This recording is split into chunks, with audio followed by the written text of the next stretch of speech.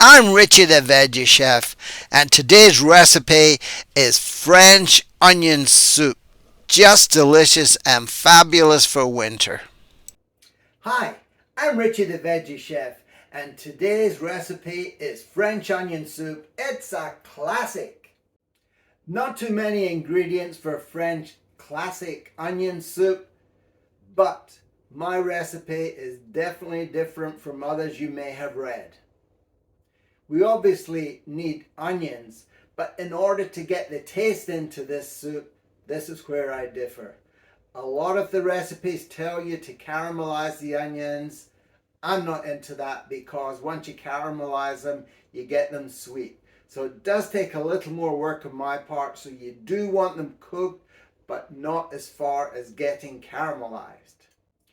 Here's the other area that I differ from many chefs, and how to get the taste, being vegetarian, into French onion soup that's vegetarian. Because in the classic version, it's done with beef broth. Now, so we're trying to get some real heavy taste into this. Many of the recipes I see for vegetarians say use white wine. I don't agree with that at all. So here's my alternatives. To get more taste into the soup. You can use red wine, which is heavier than white wine, or you could use sherry as well.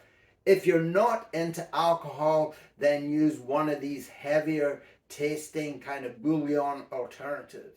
Okay, let's get started with the actual preparing. So what we need to do is prepare the onions first. And see, we cut them up into bite-sized pieces. Now here's a tip.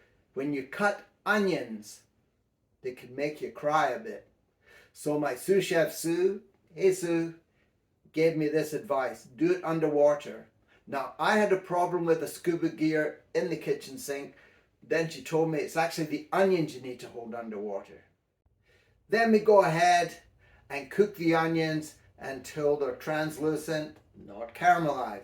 Then we can add in water or stock, veggie stock, and then add in whatever you choose to use as the flavoring to make it that much stronger. That would be the red wine or the sherry or the bouillon alternative.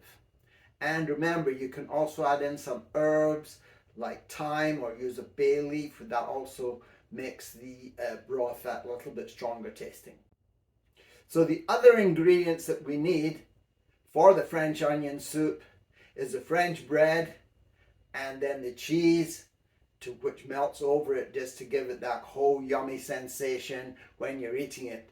Now I would recommend strongly that you find some really good French bread and then also some really good cheese. Now here's where I'm going to go a little bit adrift again. For me, it's something like a Swiss Emmental cheese. So here we have French onion soup with Swiss cheese. Nonetheless, for me, it's a nice, strong, great melting cheese, and that's the one to use. So there we go. Taste the soup until it's the taste that you're looking for with the ingredients you've added, the wine, the sherry, or the bouillon.